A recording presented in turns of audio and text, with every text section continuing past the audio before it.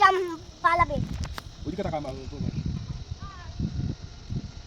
High, আমি ভিতর তুলছি এখন, এখানে গাছে লাগানো, এখানে ফটো তুলছি।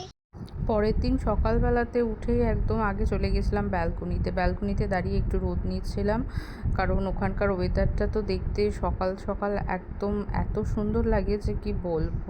তো ওখানে দাঁড়িয়ে একটু রোদ নিচ্ছিলাম আর চারিদিকে পরিবেশটা এনজয় করছিলাম, কারণ ওখানে সকাল থেকে যে একটা মিষ্টি রোদ ওঠে সেই রোদটা খুব সুন্দর লাগে। আর ওখানে তো সবসময় যেহেতু ঠান্ডাটা একটু বেশি, তাই রোদটা নিতেও বেশ ভালোই লাগছিল আর কি।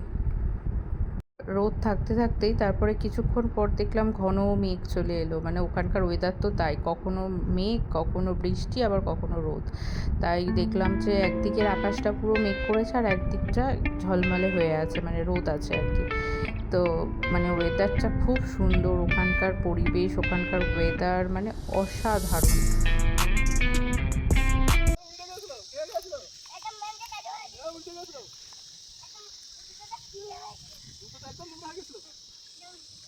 No, no, no.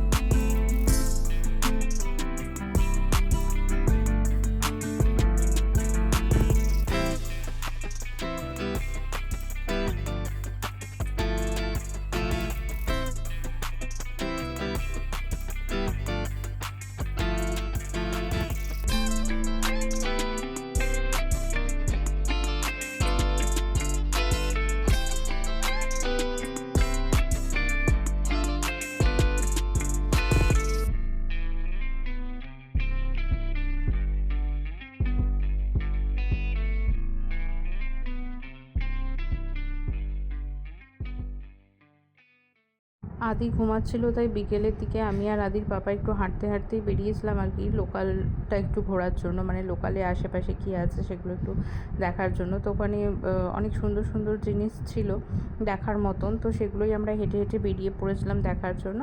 দিয়ে সেখান থেকে দেখে এসে এবার অনেকটা সন্ধে হয়ে যাচ্ছিলো আর কি, আর সন্ধ্যের আগে বাড়ি ঢুকতেই হবে, তাই ও সব কিছু দেখে এসে তখন আমরা দুজনে মিলে একটুখানি, ও আদির পাপা চা খেলো আর আমি ম্যাগি খেলাম, ম্যাগি খেয়ে দুজনে মিলে আবার হাঁটতে হাঁটতে বাড়িতে চলে এলাম।